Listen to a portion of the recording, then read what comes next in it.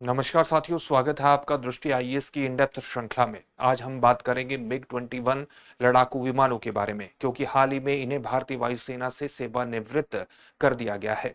MiG 21 लड़ाकू विमान भारतीय वायुसेना में 1963 में शामिल किए गए थे।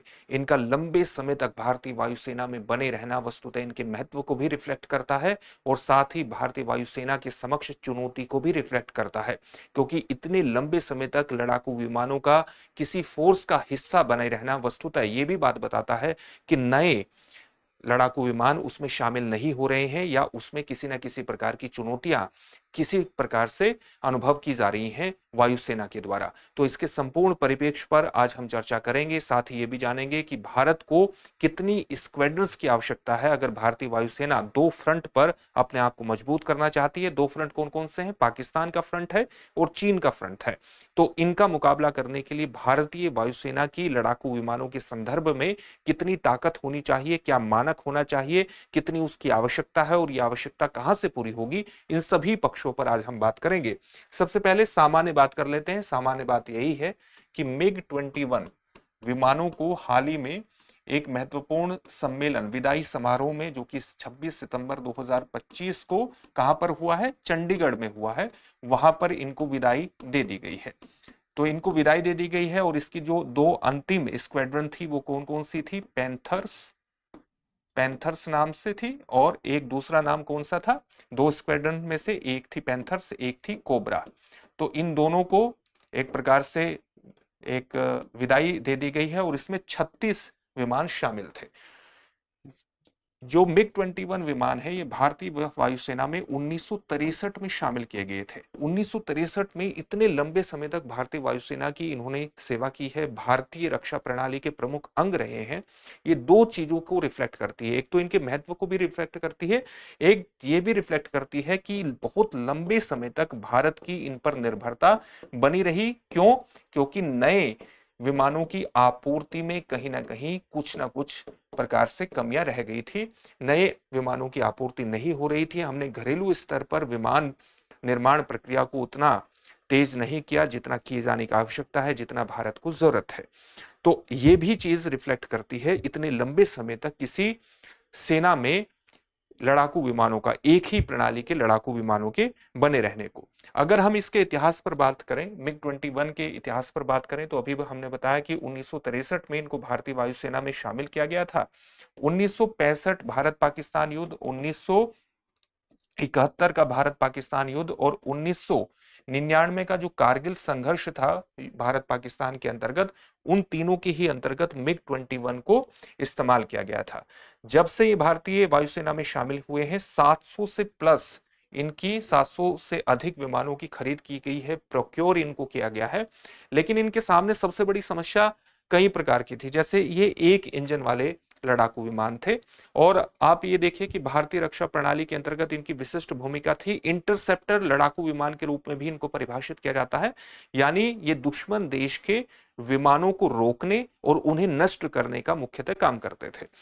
साथ ही आप ये भी मानिए कि जो 700 प्लस जो हमने प्रोक्योर किए मिग 21, उसमें से 100 प्लस को हमने बाइसन बाइसन वेरिएंट में भी अपग्रेड किया और बाइसन जो वेरिएंट था मिग 21 का, इसके अंतर्गत हमने अपग्रेडेड राडार सिस्टम और मिसाइल सिस्टम का प्रयोग किया और इनकी क्षमताओं को भी बढ़ाया। तो ऐसा नहीं है कि इनकी क्षमताओं में वृद्धि नहीं की है, बल्कि इनके अलग अलग वेरिएंट के माध्यम से इनकी क्षमताओं में वृद्धि की गई है।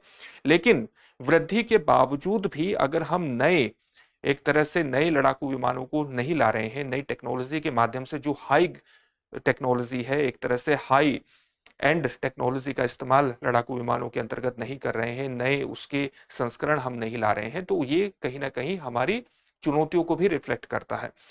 इसके सामने, जैसे बाइसन वेरिएंट के सामने भी एक प्रमुख चुनौती क्या थी कि ये जो वेरिएंट था या मिग 21 था, ये एक इंजन वाला लड़ाकू विमान था और सामान्यतः कई बार इंजन के रुक जाने से दुर्घटनाएं भी इससे होती ही थी। जैसे जब से ये वायुसेना में शामिल हुआ है तब से लेकर के 500 प्लस दुर्घटनाएं इससे जुड़ी हुई हमें देखने को मिलती है, जिसमें कम से कम 170 पायलट हमने खोए हैं।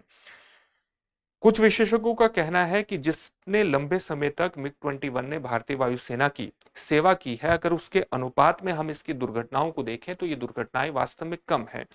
और कुछ एक्सपर्ट्स का मानना है कि संख्या ही अपने आप में ये बताती है कि दुर्घटनाएं बहुत बड़े स्तर पर हो रही है और इसमें सुधार करने की आवश्यकता है। तो ये तो सामान्य इनके इतिहास के बारे में बात हुई। अब हम ये देख लेते हैं कि भारतीय वायुसेना के समक्ष इनके चले जाने के बाद किस प्रकार की चुनौतियां हैं। जैसे वर्तमान में इनके चले जाने के बाद जो इंडियन एयरफोर्स है उसके पास कितनी स्क्वाड्रंस हैं लड़ाकू विमानों की, उसके पास स्क्वाड्रंस हैं 29। और मानक उसने कितना एस्टेब्लिश किया है, अगर उसे भारतीय रक्षा प्रणाली को चाक चौबंद रखना है, उसको एकदम दुरुस्त रखना है, तो मानक एस्टेब्लिश किया गया है 42 का। तो 42 के मुकाबले तो बहुत कम स्क्वाड्रन है। एक स्क्वाड्रन में कितने विमान होते हैं? 16 से 18 विमान होते हैं। तो आपने देखा कि दो स्क्वाड्रन लास्ट में, जो कोबरा स्क्वाड्रन थी, पैंथर्स स्क्वाड्रन थी, उसके 36 विमान एक तरह से लास्ट में जो थे वो रिटायर हुए हैं। तो एक स्क्वाड्रन में सामान्यतः 16 से 18 विमान होते हैं। तो आप देख सकते हैं कि हमारे पास 29 स्क्वाड्रन है और मानक हमने 42 का बनाया हुआ है। जो पाकिस्तान है, हमारी जो चुनौती है वो दो फ्रंट पर है, पाकिस्तान के फ्रंट पर और चीन के फ्रंट पर। पाकिस्तान के पास कितने स्क्वाड्रन है? 20 से 25 स्क्वाड्रन अनुमानित है पाकिस्तान के पास है। और चाइना के पास स्क्वाड्रन कितने हैं? 60 प्लस स्क्वाड्रन है। इस संदर्भ में अगर आप देखें तो आपको कहीं ना कहीं 42 जो स्क्वाड्रन है ये भी कम लग सकते हैं और 29 तो निश्चित रूप से बहुत कम है। तो अगर दोनों फ्रंट्स पर भारत को चुनौती है तो इसके लिए जरूरी है कि भारत अपने निर्माण प्रक्रिया को, अपनी मैन्युफैक्चरिंग को बहुत बड़े स्तर पर आगे बढ़ाए। न केवल मैन्युफैक्चरिंग में सुधार करे, प्रोडक्शन में सुधार करे, बल्कि आधुनिक टेक्नोलॉजी से सज्ज भी होने चाहिए, आधुनिक टेक्नोलॉजी का इनमें इस्तेमाल होना चाहिए। अब ये काम एकदम तुरंत तो नहीं हो सकता। इसके लिए एक तो भारत को बाहर से लड़ाकू विमानों की खरीद करनी पड़ेगी, जिस प्रकार से हम राफेल विमानों को, लड़ाकू विमानों को खरीद रहे हैं, उसके संदर्भ में भी आप देख सकते हैं। और दूसरा, क्योंकि खरीद प्रक्रिया में भी काफी समय लग जाता है, तो भारत के पास विकल्प क्या है? भारत के पास विकल्प है कि भारत अपने एयर डिफेंस सिस्टम एडीएस को बहुत मजबूत करे और इसी दिशा में भारत आगे बढ़ रहा है। भारत के एयर डिफेंस सिस्टम को लगातार दुरुस्त करने का काम चल रहा है।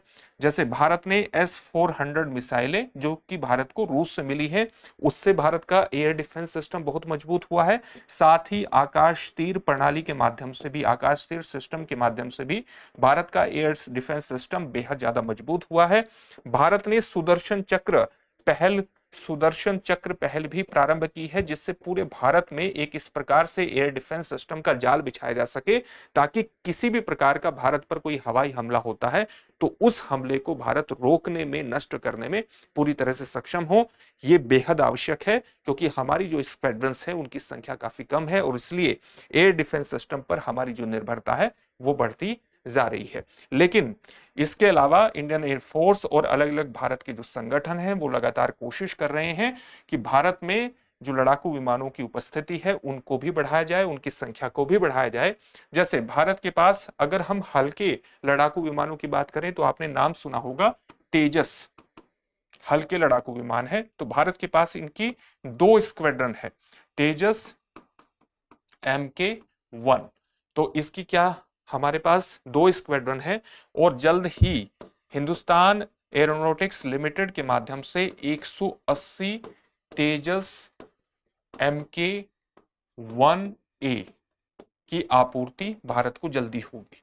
जल्द ही कोशिश की जा रही है कि हिंदुस्तान एरोनॉटिक्स लिमिटेड 180 तेजस MK-1A जो विमान है वो भारत को सौंप दे। जब हम MK की बात करते हैं तो उसका मतलब क्या होता है? मार्क। ये किसको रिफ्लेक्ट करता है? ये संस्करण को रिफ्लेक्ट करता है, ये जनरेशन को, एक प्रकार से संस्करण को रिफ्लेक्ट करता है। तो हर संस्करण पिछले संस्करण का उन्नत संस्करण होता है, संस्करण। तो जैसे हम यहां मार्क 1 का इस्तेमाल कर रहे हैं तो मार्क 1A क्या है? इससे उन्नत प्रकार का है, इसमें हथियार प्रणाली उससे उन्नत है, इसमें बेहतर रडार सिस्टम का प्रयोग किया गया है, इसमें बेहतर मिसाइलों का प्रयोग किया गया है। तो हर जो अगला संस्करण है वो पिछले संस्करण का बेहतर, एक तरह से आप चरण कह सकते हैं। इसी प्रकार से हाल क्या है कि तेजस MK-2 इसका उन्नत संस्करण इसको भी विकसित कर रहा है, और साथ ही जो एडवांस्ड मीडियम कॉम्बैट एयरक्राफ्ट है जो कि स्टील्थ टेक्नोलॉजी से युक्त हैं। स्टील टेक्नोलॉजी किस प्रकार की टेक्नोलॉजी है कि दुश्मन देश का जो रडार सिस्टम है, दुश्मन देश का जो इंफ्रारेड सिस्टम है, दुश्मन देश का जो सेंसर सिस्टम है, वो इनको पकड़ नहीं सकता, उससे छुपने की इनकी क्षमता है। ये बहुत ही एडवांस टेक्नोलॉजी है, 5th जनरेशन लड़ाकू विमान के रूप में आप इनको परिभाषित कर सकते हैं। तो इसको भी विकसित किया जा रहा है हिंदुस्तान एरोनॉटिक्स लिमिटेड के माध्यम से। इसके अलावा भारत 114 वे लड़ाकू विमानों को विदेशों से खरीदने की कोशिश कर रहा है, और दासोल रफाल के साथ मिलकर के कोशिश कर रहा है कि इनके निर्माण की प्रक्रिया को, इनमें से कुछ को भारत में भी निर्मित किया जाए। यह भी भारत प्रयास कर रहा है। इसके अलावा भारत का एक प्रयास यह है कि जो सुखोई 30 MKI है, इसको भी अपग्रेड भारत कर दे, और इसके अपग्रेडेशन के माध्यम से भी भारत अपने इस जो कमी है स्क्वाड्रंस की, इसको पूरी तरह से दूर करने की कोशिश करे। और इन सभी में कुछ समस्याएं भी भारत को महसूस हो रही हैं, और ये समस्याएं क्या है, जैसे रडार सिस्टम, जैसे मिसाइल सिस्टम जिनका आयात भारत कई मायनों में बाहर से करता है, या हथियार जो प्रणाली है, इनकी समय पर आपूर्ति न होने की वजह से जो अपग्रेडेशन है वो कहीं ना कहीं अधूरा रह जाता है, और अलग अलग परियोजनाओं में देरी होती है। तो भारत को यहां पर भी, इस सिस्टम पर भी सुधार करने की आवश्यकता है, और विशेष तौर से इन सारे सिस्टम में भी भारत को आत्मनिर्भर भारत के दृष्टिकोण से आगे बढ़ना चाहिए, ताकि भारत तेजी से अपनी जरूरतों को पूरा कर सके, अपने स्तर पर पूरा कर सके, और ये जो पूरा सिस्टम है ये रोजगार का भी एक साधन बन सके, भारतीय अर्थव्यवस्था को भी आगे बढ़ा सके, और उसके माध्यम से भारत की जो सुरक्षा है उसको भी बहुत तेजी से चाक चौबंद किया जा सके। तो ये पूरा मुद्दा था। अब आपके लिए एक अभ्यास प्रश्न है जिसका उत्तर आपको कमेंट बॉक्स में कमेंट करके देना है। मिग 21 को भारतीय वायुसेना में पहली बार कब शामिल किया गया था, आपको ये बताना है। आपके सामने 4 ऑप्शंस हैं, 1958, 1963, 1971 या 1980। इस प्रश्न का उत्तर आप हमें कमेंट बॉक्स में कमेंट करके जरूर दीजिए। फिर से एक नई सेशन में आपसे मुलाकात होगी। धन्यवाद। अब एग्जाम की तैयारी को और बेहतर करने के लिए हमारे चैनल को लाइक, शेयर और सब्सक्राइब करना ना भूलें।